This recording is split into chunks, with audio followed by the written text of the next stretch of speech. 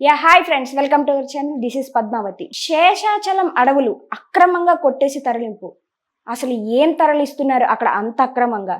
దీని గురించి మనం పూర్తి వివరాలు ఇప్పుడు తెలుసుకునే ప్రయత్నం అయితే చేద్దాం.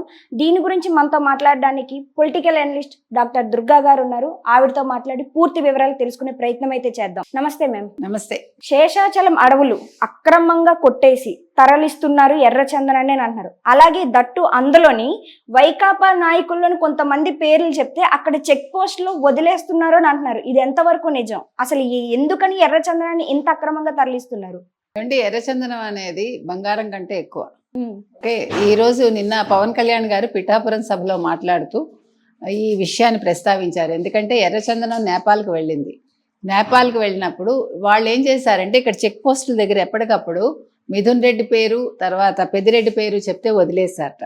కానీ నేపాల్కి వెళ్ళాక పెద్దిరెడ్డి ఎవరో మిథున్ రెడ్డి ఎవరో వాళ్ళకి తెలియదు కదా. సో ఆ ఫైల్ ఇప్పుడు అటవీ పర్యావరణ శాఖ మంత్రులు ఎవరు ఈరోజు పవన్ కళ్యాణ్ కదా. సో పవన్ కళ్యాణ్ గారికి వచ్చిందనమాట. ఆ విషయాన్ని ఆయన ప్రస్తావించారు. అంటే వీళ్ళు చేస్తున్న అక్రమాలు ఏంటి? మనం ఆల్రెడీ పెద్దిరెడ్డి మిథున్ రెడ్డి చేసిన అక్రమాలు మాట్లాడుకున్నామండి. అటు మైనింగ్ కావచ్చు, ఇటు ఇసుక కావచ్చు, అటు మట్టి కావచ్చు, వాళ్ళు చెయ్యని దందాలైతే లేవు. ఇప్పుడు కొత్తగా ఈ ఎర్రచందనం కూడా వారి ఖాతాలో పడిందనమాట. అసలు దేవుడు సొమ్మును కొట్టేయటం ఎంత తప్పో, దేవుడికి సంబంధించిన శేషాచలం అడవులు అంటే వెంకటేశ్వర స్వామికి చెందింది అది. శేషాచలం కొండ ఒకటి ఉంది మనకి, 7 కొండల్లో అదొకటి. అక్కడ ఉండే ఆ అటవీ సంపదన ఏదైతే ఉందో, ముఖ్యంగా ఎర్రచందనం ఏదైతే ఉందో, దాన్ని అక్రమంగా తరలించి ఈరోజు ఈ రకంగా చేయటం అనేది చాలా తప్పండి. అందులో వెంకటేశ్వర స్వామితో పెట్టుకున్న వాళ్ళు ఎవ్వరూ కూడా వాళ్ళ జీవితంలో మళ్ళీ పైకి వచ్చిన దాఖలాలు లేవు. మనం చాలా ఉదాహరణలు కూడా చూసాం ప్రత్యక్షంగా. కాబట్టి ఈరోజు మిథున్ రెడ్డి, పెద్దిరెడ్డి వీళ్ళు నువ్వేమైనా చేసుకో, నువ్వు మమ్మల్ని పట్టుకోలేవు అని అంటే కూడా వాళ్ళకే నష్టం. అది పవన్ కళ్యాణ్ ఒకసారి పట్టుకున్నాక వదిలిపెట్టారు ఆయన. ఎందుకంటే అది ఆయన శాఖ. ఇప్పుడు ఆయన అదే కదా అంటున్నారు, ఒక మొక్క నాటితే తెలుస్తుంది, ఒక మొక్క నాటి పెంచితేను. అటువంటిది అడవులు నరకటం ఏంటి? చెట్లు మనకి ప్రాణవాయువునిస్తాయి అని అంటున్నారు. ప్రకృతిని ఎప్పుడూ కూడా మనం నాశనం చేయకూడదు.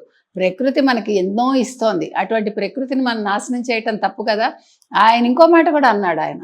ఇప్పుడు మనుషులు అన్నం తింటారా, డబ్బు తింటారా అని అడుగుతున్నాడు. నోట్లు తింటారా? కరెక్టే కదా. మనిషి ఎంత తింటాడు? ఎంత కావాలి ఒక మనిషికి? ఒక పూట పట్టెడన్నం చాలు. పట్టెడన్నం కోసం ఇన్ని అక్రమాలు, ఇన్ని అన్యాయాలు చెయ్యాలా? ఇట్లాగా వాళ్ళు స్మగ్లింగ్ చేయాలా? సో ఇవన్నీ కూడా ప్రతి రాజకీయ నాయకుడు తెలుసుకోవాలండి. ఒక మనిషి తన జీవితంలో సక్రమంగా ఎంత సంపాదిస్తాడు, దానివల్ల ఎంత ఆనందంగా ఉంటాడు అనేది వీళ్ళందరూ కూడా గ్రహించాలి. ఇంకో విషయం కూడా ఆయన అన్నారు, ధర్మబద్ధంగా ఉండాలి అని.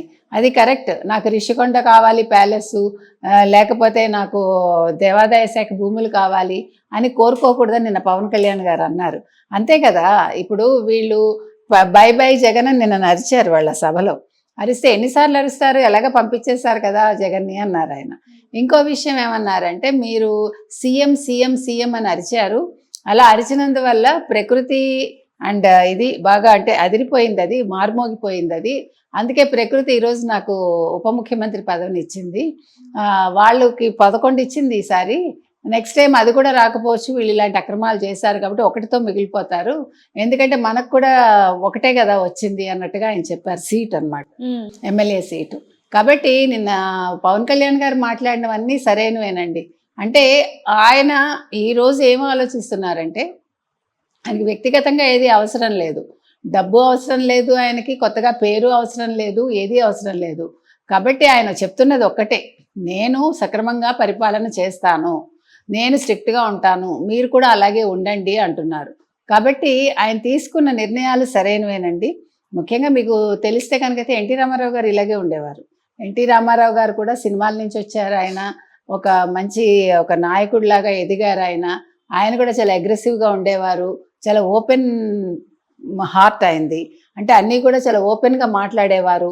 ఆయన ఏమీ ఎక్కడ అవినీతి చేయలేదు. ఆయన మీద ఎటువంటి చెడు ప్రచారాలు కానీ, ఆయన మీద ఎటువంటి చెడ్డ ఇది కానీ లేదండి.